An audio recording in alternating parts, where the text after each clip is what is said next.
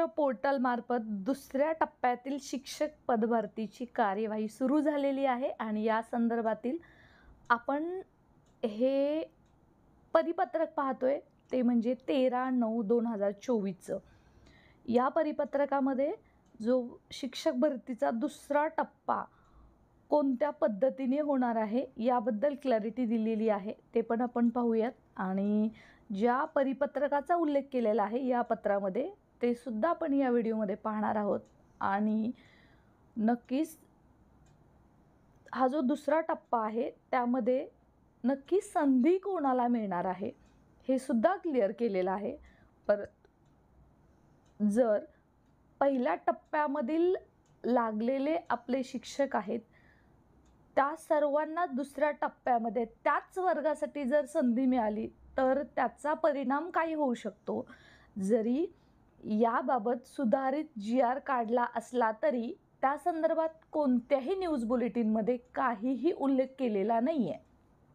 आणि त्याच धर्तीवरती जर असं झालं तर दुसऱ्या टप्प्यामध्ये जे अभियोग्यताधारक चातकाप्रमाणे वाट पाहत आहेत की आमचा नंबर लागेल, त्यांचा नंबर लागेल का, अन्यथा या GRच्या तरतुदीवर एखादं न्यूज बुलेटिन निघणं अत्यंत गरजेचं आहे. अन्यथा वाट बघणाऱ्यांची वाटच लागणार की काय, असं मात्र चित्र आपल्यासमोर दिसतोय. मित्रांनो, मी प्राध्यापक बालुशा आपल्या सर्वांचं पुन्हा एकदा स्वागत. मित्रांनो, आपण हे परिपत्रक पाहतोय 13/9/2024चं आहे आणि त्याचा विषय पाहूयात की पवित्र पोर्टलमार्फत दुसऱ्या टप्प्यातील शिक्षक पदभरतीच्या करावयाच्या कार्यवाहीबाबत. आता हे परिपत्रक तर तुम्ही पाहिलंच असेल. त्याच्यातील पहिला मुद्दा आहे की 10% ज्या जागा रिक्त करण्यात आल्या होत्या त्याची कार्यवाही करण्यात यावी.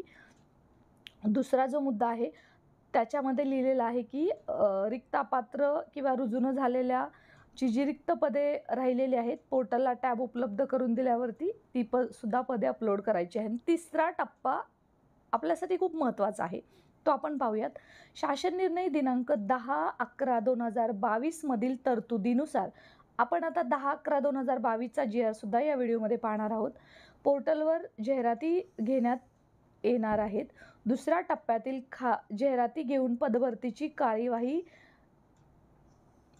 करण्यात येणार असल्याने आपल्या अधीनस्थ शैक्षणिक संस्थांना याबाबत अद्ययावत बिंदूनामानुसार रिक्त पदे तसेच गट व विषयनिहाय रिक्त पदांची माहिती तयार ठेवण्याच्या सूचना देण्यात याव्यात व जाहिरातीची सुविधा दिल्यानंतर पोर्टलवर जाहिरात देण्याबाबत कळवण्यात सर्व शैक्षणिक संस्थांना कळवण्यात यावे. हा जो महत्त्वाची गाईडलाईन आहे ती सर्व विभागीय शिक्षण उपसंचालक, सर्व विभाग, त्याचबरोबर शिक्षणाधिकारी, प्राथमिक, माध्यमिक, जिल्हा परिषद सर्व, त्याचबरोबर शिक्षणाधिकारी, महानगरपालिका, संबंधित शिक्षण निरीक्षक, पश्चिम, उत्तर, दक्षिण, मुंबई आणि प्रशासन अधिकारी, मनपा, नपा आणि संबंधित या सर्वांना देण्यात आलेले आहेत. हे मित्रांनो खूप महत्त्वाची जो दुसरा टप्पा आहे त्यामध्ये कोणाला संधी मिळणार आहे. ज्या GRनुसार दुसऱ्या टप्प्यातील भरती होणार आहे तो आहे Pavitra portal for visible to all teachers and recruitment. या संगणकीय प्रणालीद्वारे करण्यात येणाऱ्या शिक्षक पदभरतीच्या अनुषंगाने विद्यमान तरतुदी सुधारित करणे, वगळणे व नवीन तरतुदी समाविष्ट करणे बाबत महाराष्ट्र शासनाचा शालेय शिक्षण व क्रीडा विभागाचा हा GR आहे. आपण याची डेटसुद्धा पाहू शकता. आता याच्यामध्ये बऱ्याच प्रस्तावनामध्ये बऱ्याच डिटेल्स दिलेल्या आहेत. ते सध्या सेकंड टप्प्यासाठी तितकंसं महत्त्वाचं नाही आहे. आपण याच्या तरतुदी पाहूयात की काय याच्यामध्ये तरतुदी केलेल्या आहेत.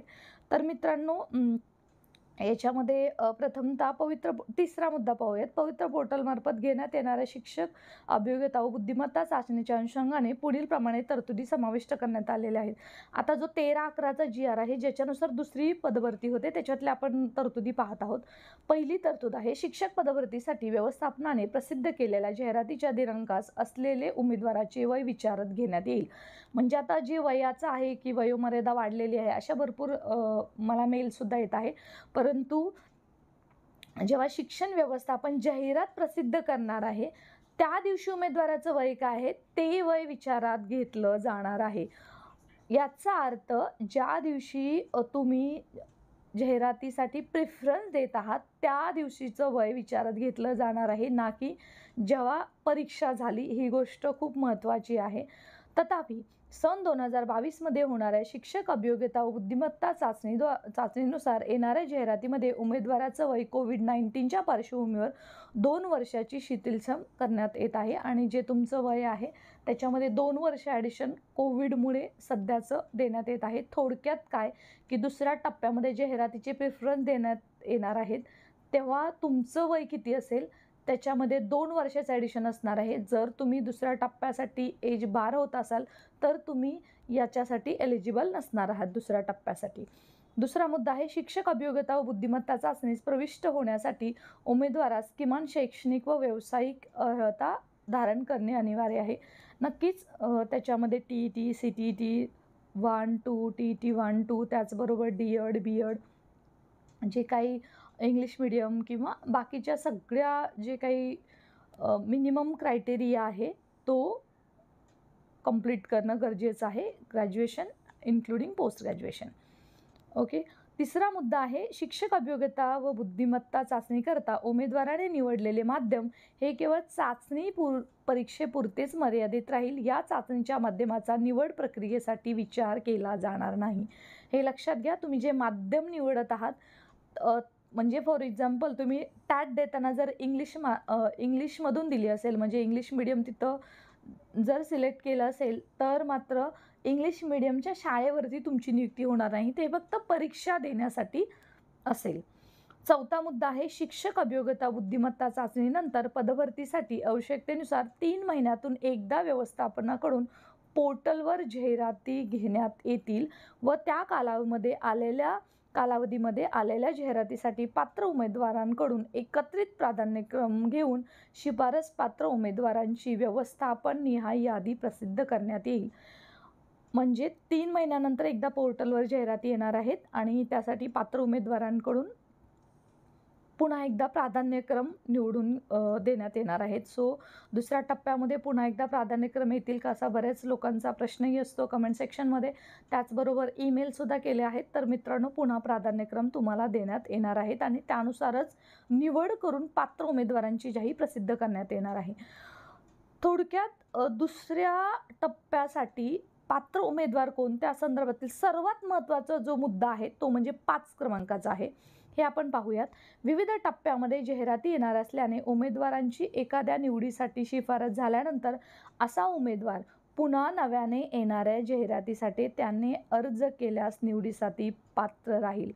याचा अर्थ जर तुम्हाला समजत असेल तर ओके, परंतु जे काही याचा अर्थ मला समजतोय त्यानुसार विविध टप्प्यामध्ये जाहिरात येत असल्यामुळे जरी तुमची पहिल्या टप्प्यामध्ये निवड झाली असली तरीसुद्धा तुम्ही पुन्हा नव्याने येणाऱ्या जाहिरातीसाठी अर्ज केल्यास निवडीसाठी पात्र असणार आहात.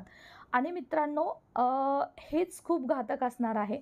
म्हणजे 1 ते 5 साठी एखाद्या उमेदवाराची निवड झाली असली तरी 6 ते 8 साठी तो उमेदवार एलिजिबल आहेत, कारण त्याला संविधानाने वरच्या वर्गासाठी संधी देण्यात आलेली आहे. परंतु या ज्या GRनुसार दुसऱ्या टप्प्याची कार्यवाही करण्यात येणार आहे त्यामध्ये असा कुठेही उल्लेख नाही आहे. तो उल्लेख आहे जो मी तुम्हाला सांगते तो आहे 13/10च्या GRमध्ये. त्यामुळे म्हणजे 13/10/2023च्या GRमध्ये आणि हा 10/11/2022चा GR आहे. हे तुमच्या लक्षात येतं आहे का? म्हणजे ह्याचा सुधारितच जरी केला असला त्याच्यामध्ये असं सांगितलेलं आहे की वेगवेगळ्या टप्प्यामध्ये जाहिराती येणार असल्यामुळे त्याच वर्गासाठी तो उमेदवार एलिजिबल नसून वरच्या वर्गासाठी तो पात्र आहे. आता 13/10चा GR काय आहे ते सुद्धा या व्हिडिओमध्ये तो प्रॉपर एक व्हिडिओ बनवलेला आहे, तो सुद्धा तुम्ही एकदा पाहून घ्या म्हणजे तुम्हाला मी जे काही सांगते ते कळेल. मित्रांनो सध्या तरी दुसऱ्या टप्प्यासाठी आजच्या या परिपत्रकानुसार दुसऱ्या टप्प्यासाठी सर्वच उमेदवार पात्र आहेत जे पहिल्या टप्प्यासाठी पात्र आहेत. आणि जर यांना सांगायचं आहे की 13/10/2023ला यामध्ये सुधारणा करण्यात आलेली आहे, परंतु पोर्टलवरती त्या संदर्भात कोणतीही न्यूज बुलेटिन देण्यात आलेली नाही आहे. आणि त्याचमुळे एवढं आपण लक्षात घेणं गरजेचं आहे की सध्या आपल्याला मागणी करायची आहे की सध्या या संदर्भात एखादी न्यूज बुलेटिन काढून पुढील जो भरती आहे ती कशा पद्धतीने होणार आहे आणि त्याच्याबद्दलचं जे काही क्लॅरिटी आहे ते द्यायला हवं. जर ते दिलं जाणार नाही तोपर्यंत दुसऱ्या टप्प्यामध्ये सर्वच उमेदवार एलिजिबल आहेत जे पहिल्या टप्प्यामध्ये लागलेले आहेत. चला तर मित्रांनो, याबद्दल सुद्धा फॉलोअप घेणं गरजेचं आहे. त्याशिवाय दुसऱ्या टप्प्यातील पदभरतीचा मार्ग क्लिअर होणार नाही. या संदर्भात जेव्हा शालेय विभागाशी संपर्क साधला आहे तेव्हा त्यांनी सांगितलेलं आहे की असं होणार नाहीये, परंतु जर लिखित दिलं या संदर्भात तर ते बरं होणार आहे. त्यासाठी एखादं न्यूज बुलेटिन निघणं फार गरजेचं आहे. अन्यथा या GR नुसार बरेच उमेदवार पहिल्या टप्प्यातील जे 1 ते 5 साठी लागले असतील ते 1 ते 5 साठी पुन्हा येऊ शकतात आणि त्यांना जर संधी दिली नाही तर ते नंतर कोर्टात सुद्धा जाऊ शकतात, कारण तो त्यांना राईट 2 परिपत्रकाने दिलेला आहे. सो मित्रांनो, याच्यासाठी सध्या फॉलोअप घेणं गरजेचं आहे. Stay connected. यूट्यूबवरती नवीन असाल, आपल्या चॅनलला नवीन विजिट करत असाल तर सबस्क्राईब करा. शिक्षक भरतीसाठी हक्काचा लढा आणि शिक्षकांच्या हक्कासाठी सर्वांपर्यंत पोहोचवा.